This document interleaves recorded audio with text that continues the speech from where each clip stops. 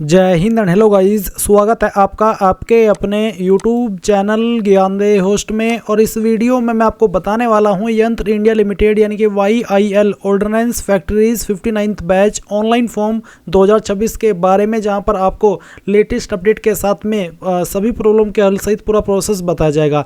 And guys last date update भी आपको यहां पर दिया जाएगा। मैं आपको बता दूं कि आप लोग इस फॉर्म को 3 मार्च 2026 तक भर सकते हैं, तो आपके पास यहां पर कुछ दिन बचे हैं। तो अगर आपका जरा भी इंटरेस्ट है इस फॉर्म को भरने में तो पहले आप इस वीडियो को 2-3 मिनट वॉच कर ले। अगर आप एलिजिबल है और आपका मन है तो आगे इस वीडियो को देख करके अपना फॉर्म भर लेना अपने मोबाइल से घर बैठे बिना किसी प्रॉब्लम के। चलिए शुरू करते हैं। फटाफट से वीडियो को लाइक शेयर करके चैनल को सब्सक्राइब कर ले और जो लिंक वीडियो के डिस्क्रिप्शन में दिया इसको ओपन कर ले। आपको जानने को मिलेगा कि वैकेंसी 3979 पोस्ट पर निकाली है। एंड गाइज यहाँ पर इसमें 10वीं या ITI यानी कि अगर आप सिंपल 10वीं पास है तो भी अप्लाई कर सकते हैं और अगर आपने ITI किया तो भी आप इसमें अप्लाई कर पाएंगे। एज लिमिट 14 से 18 साल के बीच रखी है, जहां पर गवर्नमेंट रूल्स के अकॉर्डिंग SC ST कैंडिडेट को अलग से 5 साल की छूट अपर एज लिमिट के अंदर और OBC को 3 साल की, यानी कि जो SC ST कैंडिडेट है वो यहाँ पर 23 साल की एज तक अप्लाई कर सकते हैं और OBC वाले 21 साल की एज तक अप्लाई कर सकते हैं। फीस इसमें जनरल OBC के लिए 200, SC ST PH एक्स-सर्विसमैन के लिए 100 और जो ऑल कैटेगरी फीमेल है यानी कि चाहे अगर आप फीमेल है किसी भी कैटेगरी से है आपको भी सिर्फ 100 रुपये फीस पे करनी है। इसमें ITI के लिए 2843 वैकेंसी है और अगर आप 10वीं से अप्लाई करेंगे तो आपके लिए 1136 वैकेंसी निकाली है। कौन सी स्टेट में किस फैक्ट्री में कितनी वैकेंसी वो आप यहाँ पर इस टेबल में देख सकते हैं। एंड अप्लाई करने के बाद सिलेक्शन आपका सिर्फ और सिर्फ मेरिट के द्वारा किया जाएगा। कोई इसमें एग्जाम नहीं होगा और नहीं कोई इसमें इंटरव्यू होगा। अब आपने इन्फॉर्मेशन जान ली। अगर आप इसमें एलिजिबल है और आपका मन है फॉर्म भरने का तो गाइज इंपॉर्टेंट लिंक के सेक्शन से अप्लाई ऑनलाइन लिंक ओपन कीजिए। अब गाइज आपके सामने यहाँ पर ये वाला पोर्टल आ चुका है जहाँ से आपको अपने फॉर्म को फिल करना है। यहाँ पर आने के बाद भी आप जो एलिजिबिलिटी की इन्फॉर्मेशन है वो सब आप यहाँ पर मेनली देख सकते हैं। अब आप नीचे की तरफ आएंगे स्क्रॉल करके तो आपको देखने को मिलेगा न्यू रजिस्ट्रेशन। आपको यहाँ पर इस बॉक्स को टिक करना और फिर उसके बाद में न्यू रजिस्ट्रेशन इसके ऊपर क्लिक करना है। इसके बाद में आपको यहाँ पर जो अपनी इन्फॉर्मेशन है वो इस तरह से फिल करनी है। तो चलिए कैसे भरनी है वो आप यहाँ पर जान लीजिए। तो सबसे पहले तो यहाँ पर आपसे पूछे नेम ऑफ द कैंडिडेट, यानी कि आपको आपका नाम भरना है। ये नाम आप आपका 10th के सर्टिफिकेट के अकॉर्डिंग फिल करेंगे। फिर यहाँ पर आपको आपके फादर का नेम एंटर करना है, ये भी आप 10th के सर्टिफिकेट के अकॉर्डिंग फिल करना। उसके बाद में आपको आपकी माता जी का नाम यहाँ पर देना है। एंड देन यहाँ पर पूछा है अप्लाइंग फॉर नॉन ITI और एक्स ITI। अगर आप नॉन ITI पर अप्लाई कर रहे हैं तो इसका मतलब है कि आप 10वीं पास से अप्लाई कर रहे हैं और अगर आप एक्स ITI को सिलेक्ट कर रहे हैं तो इसका मतलब है कि आप ITI की क्वालिफिकेशन के माध्यम से अप्लाई कर रहे हैं। दोनों पर अप्लाई करने का तरीका सेम है, बस जब आप इसमें अप्लाई करेंगे मान लीजिए आपको नॉन ITI पर अप्लाई करना है तो आपको सिर्फ 10वीं की जानकारी देनी है क्वालिफिकेशन के सेक्शन में, और अगर आप एक्स ITI पर अप्लाई कर रहे हैं तो आपको वहाँ पर जो ITI की इन्फॉर्मेशन है वो भी देनी होगी। दोनों पर जैसे कि मैंने कहा कि अप्लाई करने का तरीका सेम रहेगा। अगर मैं नॉन ITI सेलेक्ट कर लेता हूँ तो कोई अतिरिक्त ऑप्शन नहीं आता, बट अगर मैं एक्स ITI सेलेक्ट करता हूँ तो मेरे से पूछा है कि ITI कोर्स ड्यूरेशन, यानी कि आपका जो ITI कोर्स है वो कितने साल का, 1 या फिर 2, वो आपको यहाँ पर सिलेक्ट करना है कितने साल और कितने महीने का है। उसके बाद कास्ट कैटेगरी आपकी क्या है, जनरल, SC ST या फिर OBC, जो भी है वो आप सिलेक्ट कर लेना। अगर आप OBC है तो आपसे पूछा कि आप क्रीमी लेयर है या फिर नॉन क्रीमी लेयर। अगर आप ये नहीं पता लगा पा रहे कि मैं क्रीमी लेयर में आता हूँ या नॉन क्रीमी लेयर में, तो आपको आपका कास्ट सर्टिफिकेट चेक करना है। उसमें मेंशन होता है कि आपकी जो कास्ट है वो क्रीमी लेयर में आती है या फिर नॉन क्रीमी लेयर में आती है। अगर आप SC सेलेक्ट करते हैं तो यहाँ पर कोई अतिरिक्त ऑप्शन इस तरह का आपको देखने को नहीं मिलेगा। अब आपसे पूछा कि क्या विकलांग है, अगर हाँ तो यस, नहीं तो आप नो कर देंगे। फिर डेट ऑफ बर्थ आपकी क्या है, पहले आप यहाँ पर डे सेलेक्ट कीजिए, उसके बाद में आपका मंथ और फिर जो भी आपका बर्थ का ईयर है वो भी आप यहाँ पर सेलेक्ट कर लेंगे। उसके बाद में आपको यहाँ पर इसमें जेंडर सेलेक्ट कर लेना है। जेंडर सेलेक्ट करने के बाद आप आपका मोबाइल नंबर डालेंगे और सेंड मोबाइल OTP के ऊपर क्लिक करेंगे। जो OTP आपको आएगा वो आप यहाँ पर डाल दीजिएगा।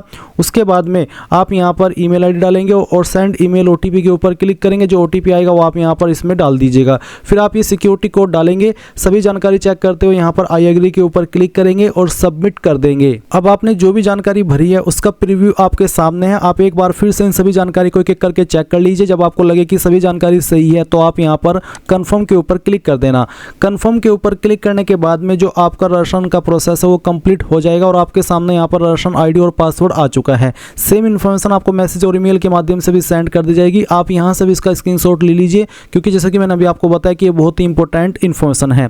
फिर आप यहां से ओके कर दीजिए। ओके करने के बाद में आपको यहां पर लॉगिन करने का जो इंटरफेस है वो देखने को मिलेगा। तो अभी जो आपको रजिस्ट्रेशन ID मिली है वो आप यहां पर डालेंगे, अपना पासवर्ड डालेंगे जो अभी आपको मिला है कैप्चा कोड डालेंगे और लॉगिन के ऊपर क्लिक करके लॉगिन हो जाएंगे। अब यहाँ पर गाइज आपको पासवर्ड चेंज करने को बोला है, तो आप पहले आपके रजिस्ट्रेशन आईडी डालिए, फिर आपका डेट ऑफ बर्थ यहाँ पर सिलेक्ट कर लीजिए, फिर जो भी आपने पासवर्ड बनाया था या फिर कह लीजिए कि जो आपको मिला है, बेसिकली जो आपका पासवर्ड है जो अभी आपको फर्स्ट टाइम मिला है ईमेल के माध्यम से, वो आपकी DOBE है, वो आप यहाँ पर डालेंगे और फिर आप एक न्यू पासवर्ड बनाएंगे। न्यू पासवर्ड आपका कैसा हो उसका आप डेमो देख लीजिए। पासवर्ड के अंदर इंग्लिश का कैपिटल लेटर कम से कम एक, स्पेशल कैरेक्टर कम से कम एक, स्मॉल लेटर कम से कम एक और डिजिट, कुछ इस तरह का पासवर्ड आपको बना लेना है और उस पासवर्ड को दोबारा डाल करके वेरीफाई करना है एंड देन फिर आप सबमिट के ऊपर क्लिक कर देंगे। अब आपके सामने यहाँ पर जो कॉन्टैक्ट डिटेल है वो आ चुकी है, तो आपका जो पोस्टल एड्रेस है पहले आप वो भरेंगे। पोस्टल एड्रेस से मतलब है प्रेजेंट एड्रेस, तो जो आपका प्रेजेंट एड्रेस है वो आप यहाँ पर लाइन 1, 2, 3 के अंदर थोड़ा पार्ट आपके एड्रेस का डालेंगे।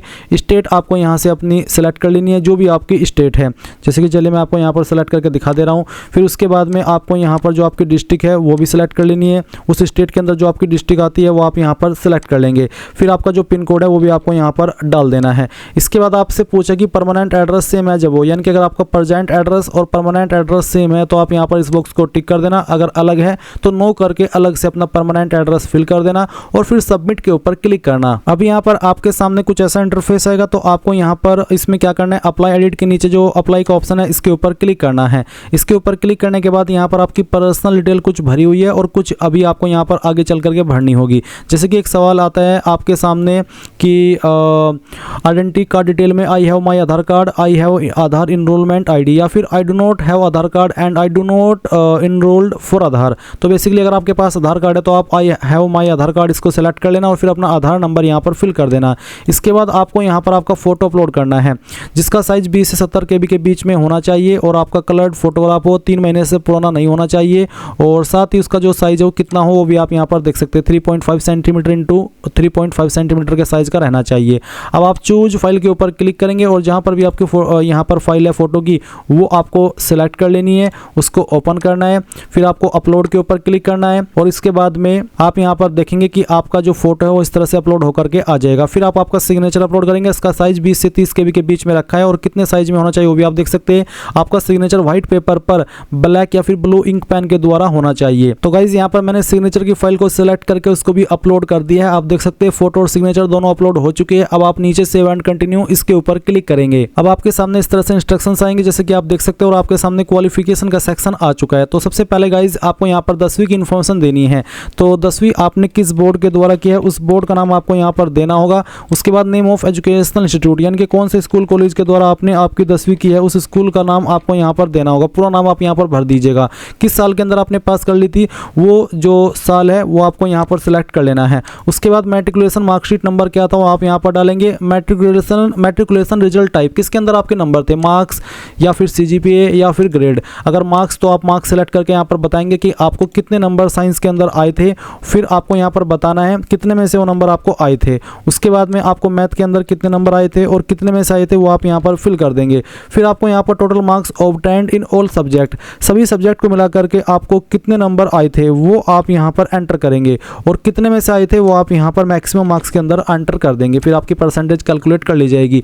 अब गाइज अगर आप ऐसी पोस्ट पर अप्लाई करें जिसमें कि सिंपल 10वीं पास से अप्लाई करने को बोला गया है, जहाँ पर सिर्फ 10वीं मांगी गई है, यानी कि आप नॉन ITI है तो आपको सिर्फ 10वीं की ही जानकारी देनी होगी। और अगर आप एक्स ITI पर अप्लाई करें तो आपको यहाँ पर 10वीं के साथ में ITI की इन्फॉर्मेशन भी देनी है, यानी कि उन कैंडिडेट के सामने जो कि नॉन ITI है उनके सामने यहाँ पर ये वाला ऑप्शन नहीं आएगा।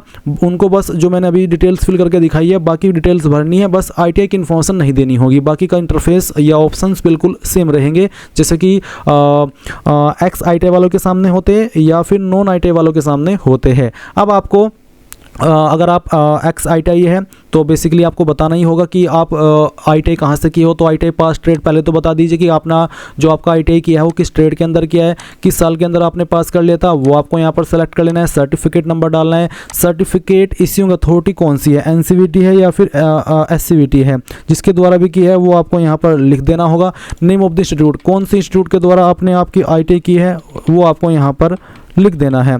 इसके बाद marks obtained as per consolidated marksheet in ITI, यानी कि जो आपकी कंसोलिडेटेड मार्कशीट है सभी ईयर की मिला करके आपको कितने नंबर आप आए हैं। मैं यहाँ पर ये डेमो के लिए नंबर फिल करके दिखा रहा हूँ, आप आपके रियल नंबर फिल करना। अब ये नंबर आपको कितने में से आए हैं वो आप यहाँ पर डाल दीजिएगा, परसेंटेज आ जाएगी और एवरेज परसेंटेज भी आपकी यहाँ पर आ जाएगी। अब आप सेव एंड कंटिन्यू इसके ऊपर क्लिक करेंगे। अब आपके सामने प्रेफरेंस डिटेल का सेक्शन है, तो यहाँ पर पूछा ट्रेड अप्लाइड फॉर, तो यहाँ पर मैंने फिटर पर अप्लाई किया तो मैं फिटर सेलेक्ट कर लेता हूँ। इसमें ऑप्शनल वर्कर का भी ऑप्शन है, तो अगर आप इसको भी प्रेफरेंस देना चाहते हैं अपने ट्रेड के अलावा तो वो आप यहाँ पर सेलेक्ट कर सकते हैं। अब आती है फैक्ट्री अप्लाइड फॉर, किस फैक्ट्री के लिए आपको अप्लाई करना है। ये सभी फैक्ट्री यहाँ पर मेरे सामने प्रेफरेंस में आ रही है, तो आपको आपकी चॉइस के अकॉर्डिंग इनमें से कोई भी एक फैक्ट्री सेलेक्ट कर लेनी है। उसके बाद आप सेव एंड कंटिन्यू इसके ऊपर क्लिक करेंगे। देन गाइज यहाँ पर डिक्लेरेशन आएगा। डिक्लेरेशन में आपको यहाँ पर आधार कार्ड या फिर आइडेंटिटी अपलोड करनी है, कोई अन्य। इसमें इसका जो फॉर्मेट है PDF, JPEG या फिर JPG का रखा है। साइज 100 से 200 KB के बीच में होना चाहिए। तो आप क्या करेंगे, चूज फाइल के ऊपर क्लिक करेंगे और जहाँ पर भी आपका आइडेंटिटी कार्ड है या फिर जो आपकी ID है वो आप सेलेक्ट करेंगे और उसको ओपन करके अपलोड के ऊपर क्लिक करेंगे। इसके बाद गाइज आपको यहाँ पर आपका जो 10th का सर्टिफिकेट है वो अपलोड करना है। इसमें बोला है कि मैट्रिकुलेशन या फिर उसके बराबर का मार्कशीट। बेसिकली आपको यहाँ पर पहले मार्कशीट अपलोड करना है एंड इसका साइज भी 100 से 200 KB के बीच में रखा है। आप फाइल सेलेक्ट कीजिए, जैसे कि मैं आपको दिखाता हूँ। चूज फाइल के ऊपर क्लिक करता हूँ और जहाँ पर आपका 10th का मार्कशीट है वो आपको यहाँ पर सेलेक्ट कर लेना है। तो मैं देखता हूँ कि मेरी मार्कशीट कहाँ पर मुझे शो हो रही है। वो मार्कशीट आपको यहाँ पर सेलेक्ट कर लेनी है और फिर उसके बाद में आपको इसको ओपन करना है एंड देन आप अपलोड के ऊपर क्लिक करेंगे। तो ये जो आपकी फाइल है वो यहाँ पर अपलोड होकर के आपके सामने आ जाएगी इस तरह से, जैसे कि आप देख सकते हैं। उसके बाद आपको यहाँ पर upload all semester year marksheet for ITI trade certificate, यानी कि जो आपका ऑल ईयर का मार्कशीट है ITI का, उसका ट्रेड सर्टिफिकेट आपको यहाँ पर अपलोड करना है। अगर वो आपका एक से ज़्यादा इमेज है तो आप उसको PDF के अंदर बना करके अपलोड कर देंगे। फिर यहाँ पर ITI ट्रेड सर्टिफिकेट अपलोड करना है। अगर आप SC ST OBC है तो आपको कास्ट सर्टिफिकेट अपलोड करना है एंड देन फिर यहाँ पर टिक करेंगे और फाइनल सबमिट के ऊपर क्लिक कर देंगे। फाइनल सबमिट के ऊपर क्लिक करने के बाद में यहाँ पर आपको अलर्ट किया जा रहा है कि candidate will not be able to modify any detail in their application after clicking on final submit button, यानी कि आपको ये बोला जा रहा है कि अगर आप एक बार यहाँ से आगे बढ़ गए, कन्फर्म आपने कर दिया, तो फिर बाद में आप कोई भी जानकारी एडिट नहीं कर पाएंगे। तो अगर आप पूरी तरीके से श्योर है तो ही आप यहाँ पर कन्फर्म के ऊपर क्लिक कीजिए। इसके बाद आप देखेंगे कि जो आपका फॉर्म है वो यहाँ पर इस तरह से प्रीव्यू के रूप में आएगा। आप एक बार फिर से इन सभी जानकारी को चेक कर ले जो कि आपके सामने है, और अगर आप इनमें भी श्योर है कि यहाँ सभी जानकारी सही है तो आप यहाँ से कन्फर्म के ऊपर क्लिक कर देना। कन्फर्म के ऊपर क्लिक करने के बाद में अब आपको यहाँ पर पेमेंट वाले सेक्शन के ऊपर क्लिक करना है। इसके बाद यहाँ पर फीस का अमाउंट आएगा, यहाँ पर टिक करना। उसके बाद क्लिक या टू प्रोसीड के ऊपर क्लिक करना। देन गाइज आपको यहाँ पर पेमेंट के पेज पर ट्रांसफर किया जाएगा। आप आपकी फीस इनमें से किसी भी माध्यम का इस्तेमाल करके जमा कर सकते हैं, जैसे कि credit card, debit card, SBI corporate credit card, banking जिसमें कि नेट बैंकिंग है, UPI है, वॉलेट्स या फिर NEFT। तो जिस भी माध्यम का आपको इस्तेमाल करना है उस माध्यम का इस्तेमाल करके फीस जमा कर दीजिए। जैसे ही आपकी फीस सक्सेसफुल हो जाएगी तो गाइज आपको इसी वेबसाइट के ऊपर डायरेक्ट किया जाएगा जहां से आपने फॉर्म फिल करना स्टार्ट किया, और आप प्रिंट वाले सेक्शन में जाकर के अपने फॉर्म का फाइनल प्रिंट आउट ले पाएंगे। अगर प्रिंट लेने में कोई इशू है तो आप कमेंट के माध्यम से पूछ लेना। और इस प्रकार से गाइज आप लोग यंत्र इंडिया लिमिटेड यानी कि YIL ordnance factory apprentice online form 2026 भर पाएंगे। आई होप ये प्रोसेस आपको पसंद आया होगा। So thanks for watching. जय हिंद।